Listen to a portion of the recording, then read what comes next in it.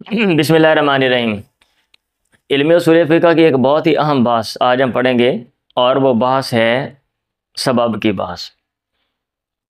आपको पता है कि आप हुक्म तकलीफ़ी के बारे में पढ़ रहे थे। चीज़ें मैं बार बार बताता रहता हूँ कि इल्म उसूल फ़िक़्ह में आप ये सीखते हो कि अहकाम किसे कहते हैं और अहकाम कहाँ से लिए जाते हैं, कैसे लिए जाते हैं और अहकाम कौन निकालता है। इस हवाले से सारी बातें होती हैं। तो हुक्म की जो तफसीलात हैं कि हुक्म क्या है और आगे उसकी जो तकसीमात हैं वो क्या हैं, हम ये देख रहे थे। और उसमें हमने ये देखा था कि हुक्म की दो किस्में, हुक्म तकलीफ़ी और हुक्म वज़ी। अब हुक्म तकलीफ़ी की जो अक़साम है वो हमने कुछ देखी हैं पीछे, और वहाँ पे ज़िमन में मैंने ये बात की थी कि हुक्म तकलीफ़ी के साथ अज़ीमत और रुख़सत की बात भी आती है, क्योंकि उसमें ये बात की जाती है कि अज़ीमत और रुख़सत जो है वो हुक्म तकलीफ़ी में या हुक्म वज़ी में। ये सारी बात हमने पढ़ ली है। फिर हुक्म वज़ी जो है ना उसकी बारी आती है। तो आज हम हुक्म वज़ी का आगाज़ कर रहे हैं।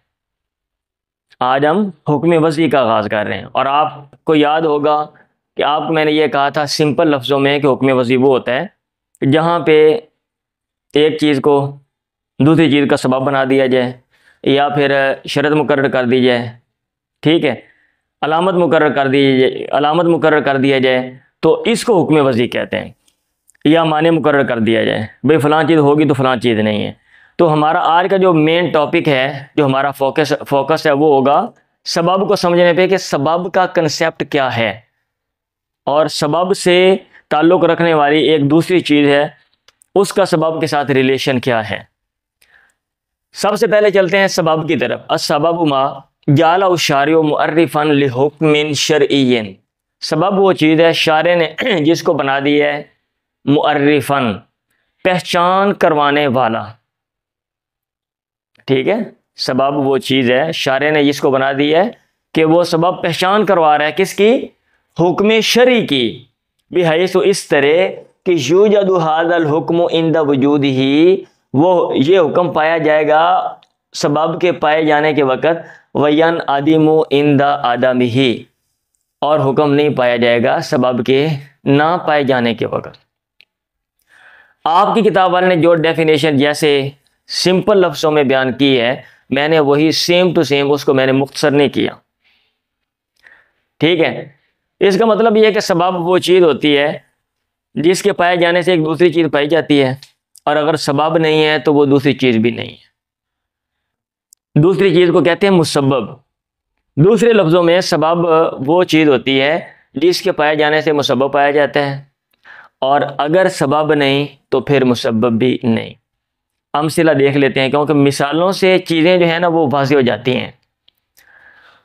अब ये देखें, ये नंबर 1 हम देख रहे हैं, नंबर 2 है, नंबर 3 है, और फिर नंबर आगे 4 आएगा, ठीक है। ये वाला इधर मैं नंबर लगाना भूल गया हूँ। अच्छा जी, वजूबुल हद्दी, ठीक है, वजूबुल हद्दी और वजूब रद्दिल मक़सूबी ये अहकाम है, वजूबुल हिजरी ये अहकाम है। अब इनके साथ पीछे असबाब लिखे हुए हैं। हद वाजिब होती है कब, अज़िना, बदकारी की वजह से। अब जिना है तो फिर हद लगेगी, सबब है तो मुसब्बब है। अल गस्बु छीनना, आप अगर कोई चीज़ छीन लेंगे तो वजूब रद्दिल मक़सूब, गस्ब शुदा चीज़ को लौटाना ज़रूरी। ये कब है, जब छीनना पाया जाएगा, गस्ब पाया जाएगा। अब मेरे ऊपर ये चीज़ लौटाना आपको लाजिम नहीं है, क्यों, क्योंकि ये चीज़ मेरी है। अगर मैंने आपकी चीज़ छीनी होती तो फिर मेरे ऊपर लाजिम होता कि मैं लौटाऊं। आगे मैंने ब्रैकेट में लिखा हुआ फी सूरतिल क़ियाम, अगर वो चीज़ कायम है, मौजूद है, मैंने ये चीज़ आपकी छीन ली, मैंने ये चीज़ आपकी छीन ली, ये चीज़ मौजूद है, आप मेरे ऊपर लाजिम है मैं इसको वापस करूं। अदालत फैसला देगी, भाई आप वापस करो। और अगर ऐसी चीज़ें तलब हो गई है, यह हो सकती है, हो गई है, मैं कहता हूँ हो गई है, वो कहेगी इस जैसी चीज़ या फिर इसके पैसे दे दो, ठीक है जी।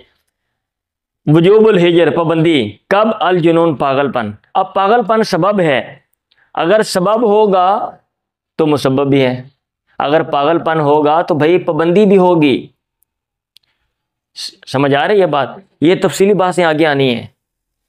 अहलियत और अवारिस, मुकल्लफ के अंदर सलाहियत और उसको रोकने वाली चीज़ें, एक एक जो चीज़ है वो हम तफसील के साथ देखेंगे।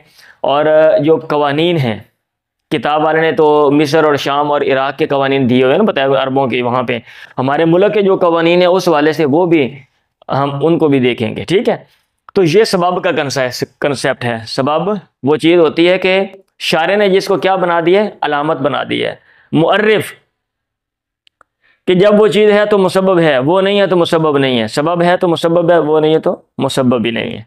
क्लियर है जी? ये बात क्लियर हो गई सबब का कंसेप्ट कि सबब क्या चीज़ होती है। अब इसकी अक़साम, अब दो लिहाज से इसको डिवाइड करते हैं, दो लिहाज से। अब एक चीज़ है उसके मुख्तलिफ पहलू होते हैं ना। आप एक पहलू के लिहाज, अगर आप एक पहलू देखें या उसका लिहाज करें तो आप उसकी डिवीज़न और तरह होगी, और आप दूसरा पहलू देखते हैं तो उसकी डिवीज़न और तरह होगी, तीसरा पहलू देखते हैं तो उसकी डिवीज़न और तरह होगी।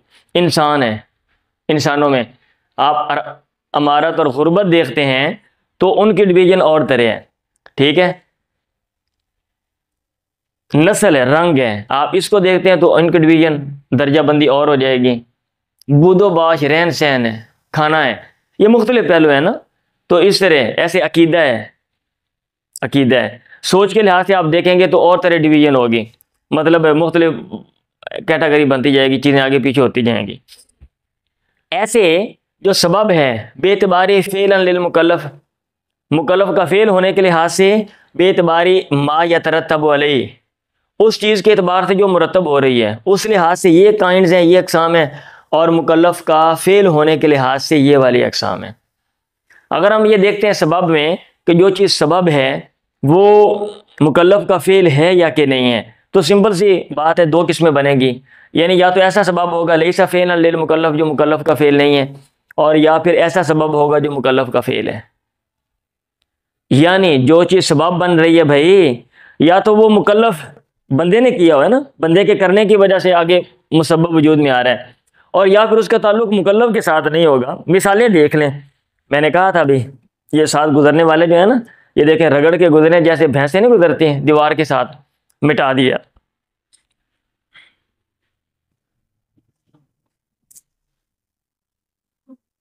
दुलूक शम्स, अभी ऐसा सबब जो मुकल्लफ का फ़ेल नहीं है, ऐसा सबब जो मुकल्लफ का फ़ेल है।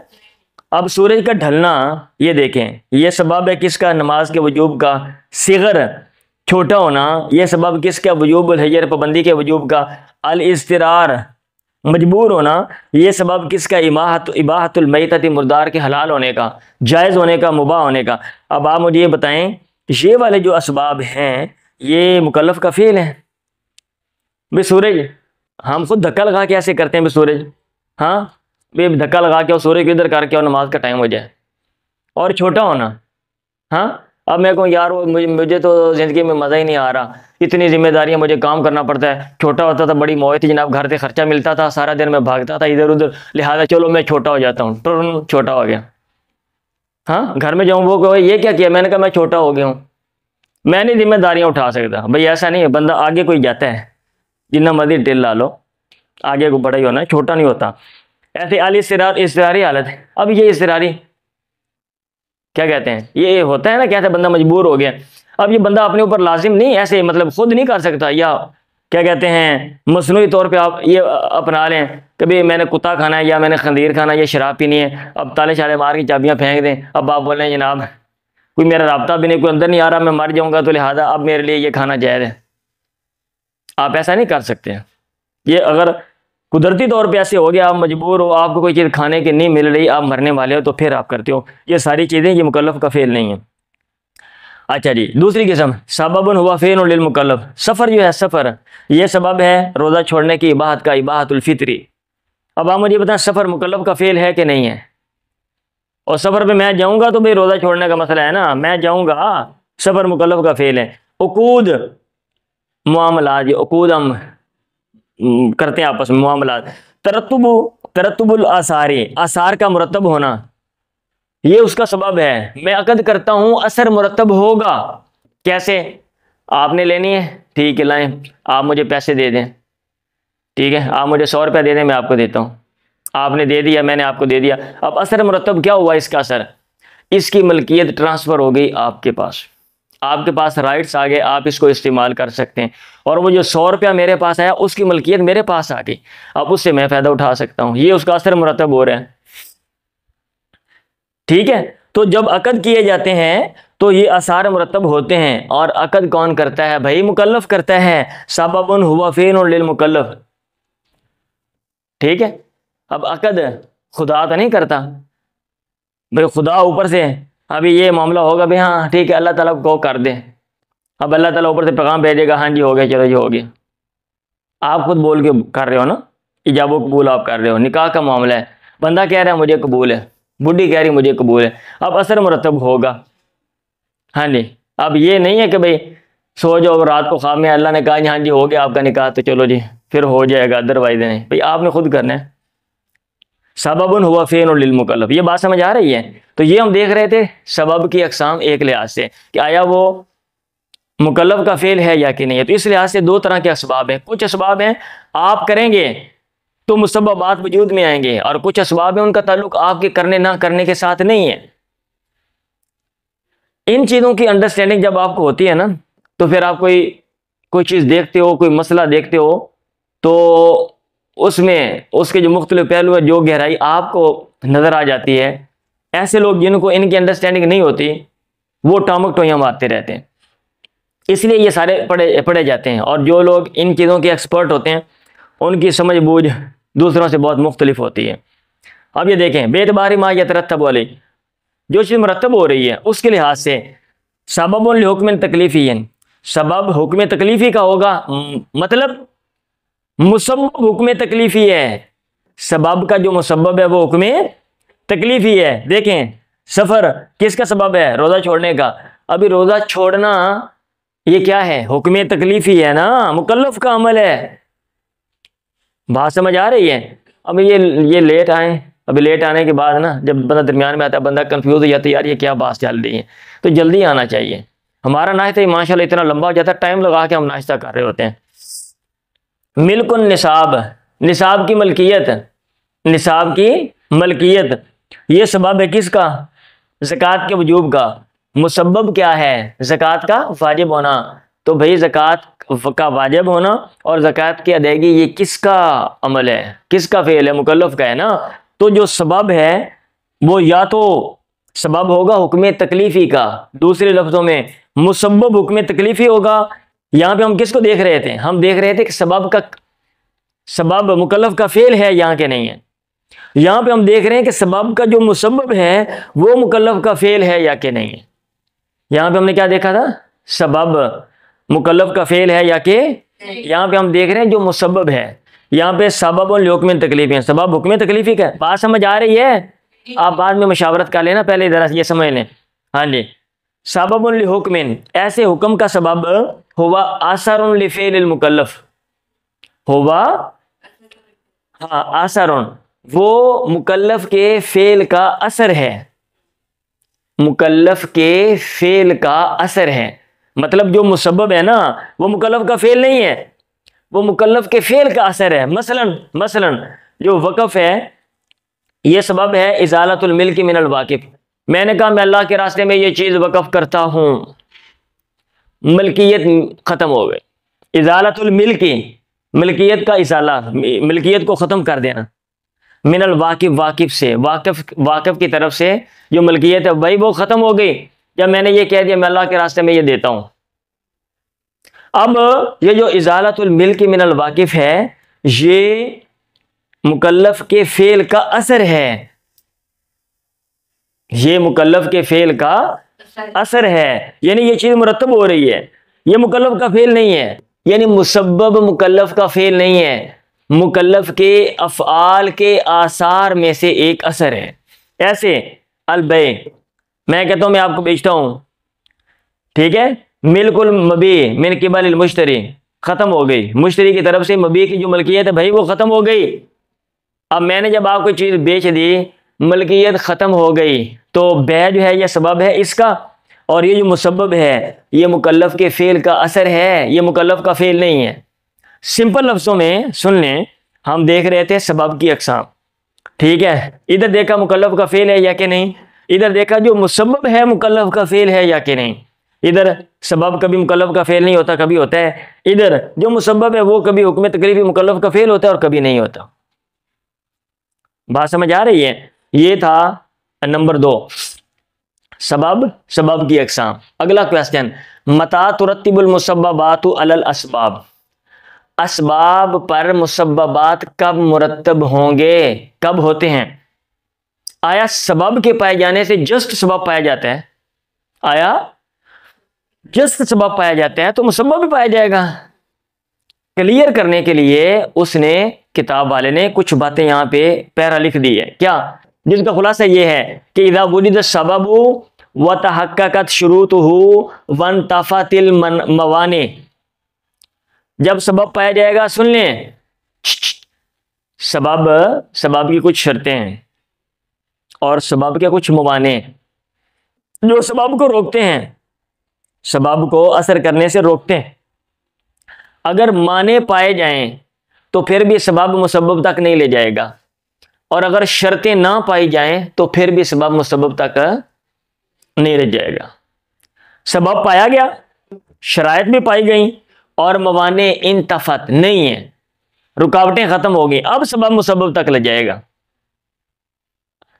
समझ आ रही है। हाँ जी, किसी का बेटे होने का ये मतलब नहीं है कि अब मैं जदाद लेने चला जाऊं, मैं कहूँ चलो भी अब्बा मेरी जदाद काट मेरा हिस्सा दे दे। हमारे माशरे में बहुत से लोग ऐसा करते हैं।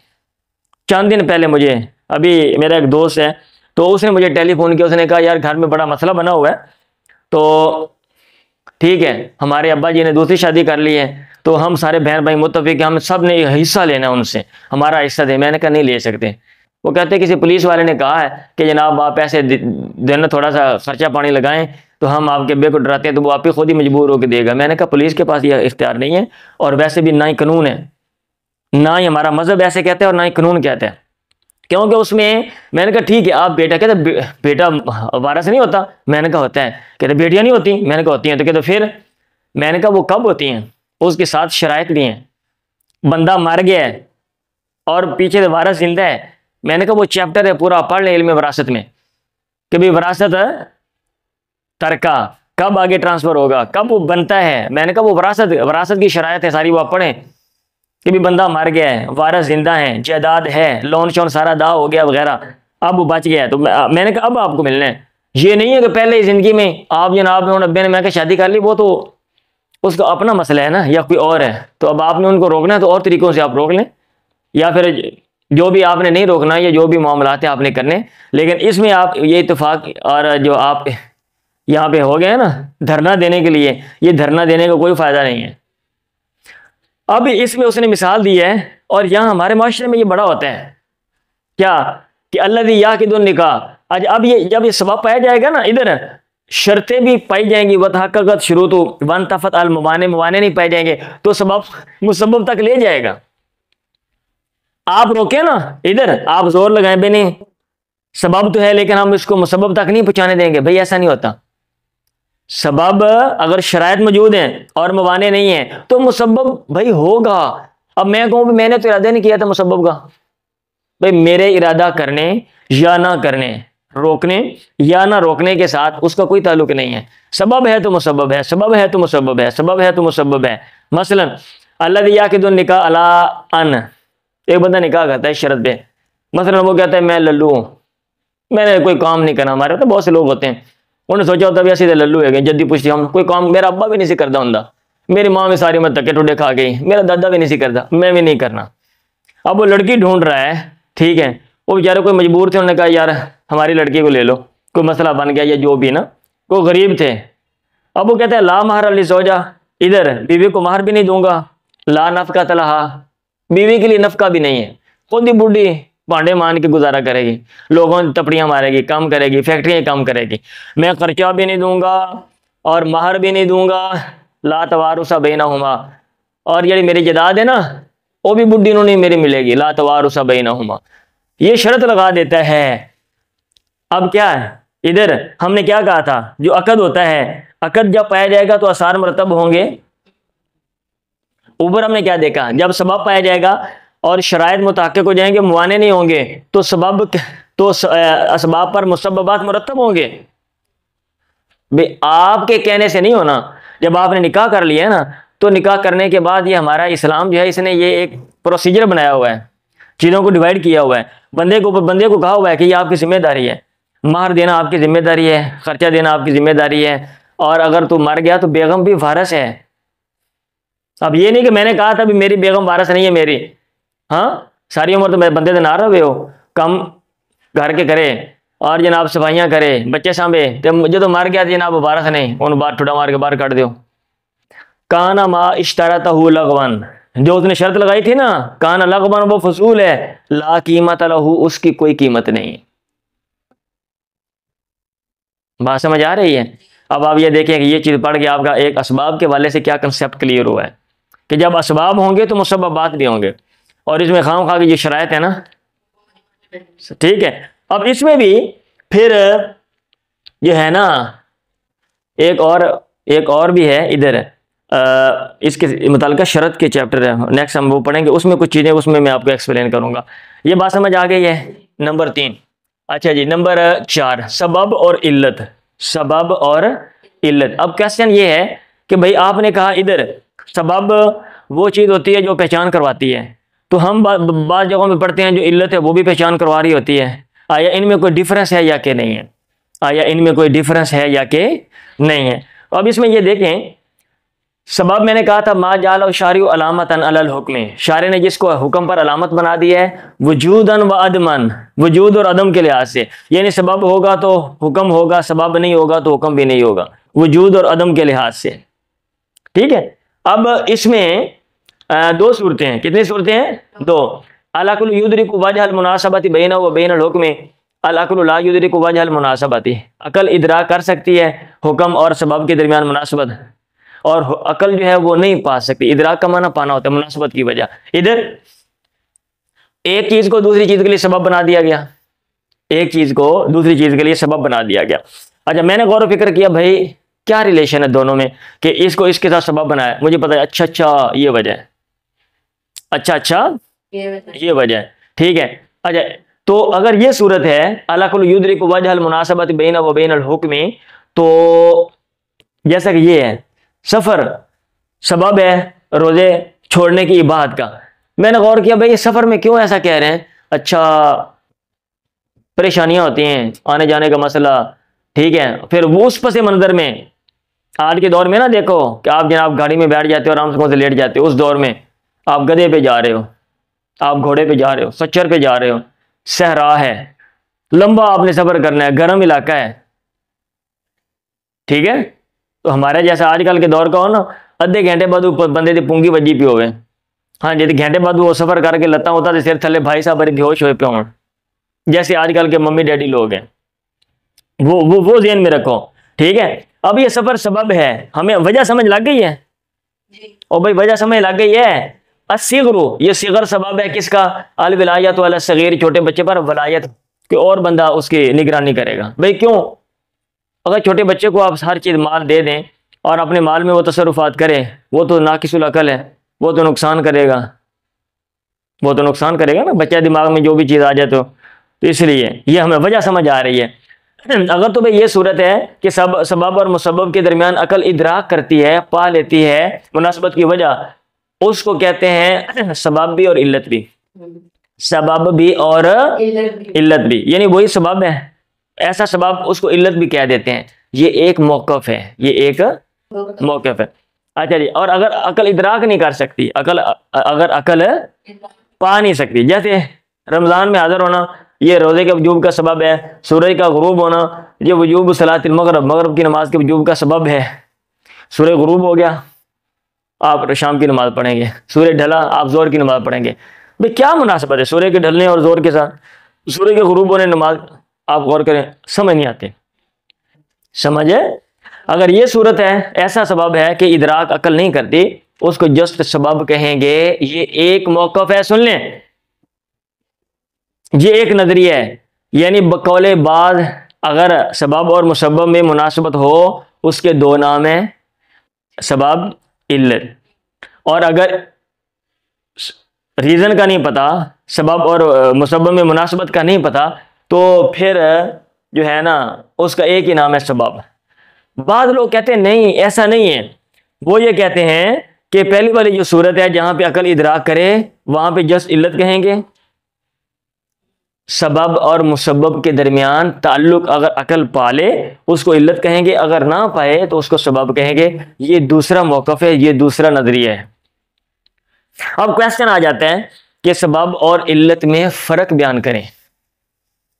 अब आप बताएंगे उसमें कि बाद के नज़दीक सबब और इल्लत एक ही चीज़ है, अगर सबब और मुसब्बब के दरमियान मुनासबत समझ आ रही है, अदरवाइज नहीं समझ आ रही तो, और बकौले बाद अगर सबब और मुसब्बब में तो उसको इल्लत कहते हैं और नहीं है मुनासबत तो उसको सबब कहते हैं। चले काफ़ी है। हाँ जी, आज हमने पढ़ा सबब के वाले से, यहाँ पे एक चीज़ को दूसरी चीज़ की अलामत बना लिया जाता है, इस तरह के वो सबब पाया जाएगा तो मुसब्बब भी पाया जाएगा। उसकी अक़साम पढ़ी, एक लिहाज से दो है, मुकल्लफ का फ़ेल है या कि नहीं है सबब, और एक लिहाज से मुसब्बब की अक़साम है कि जो मुसब्बब है, ठीक है, वो मुकल्लफ का फ़ेल है या कि नहीं है। फिर हमने ये पढ़ा कि सबब अगर पाया गया तो मुसब्बब भी पाया जाएगा, आपके इरादा करने या ना करने के साथ उसका कोई अमल दखल नहीं है। हाँ जी, बशर्ते कि शराइत पाई जाएँ और मवाने जो हैं वो ना पाए जाएँ। फिर हमने ये पढ़ा कि सबब और इल्लत इनका आपस में रिलेशन क्या है। बाद लोगों ने कहा कि सबब और इल्लत बस अवत इकट्ठे होते हैं और बस अवत सबब सेपरेट होता है। बाद ने कहा नहीं, सबब एक सेपरेट चीज़ है और जो इल्लत है वो एक सेपरेट चीज़ है। चले।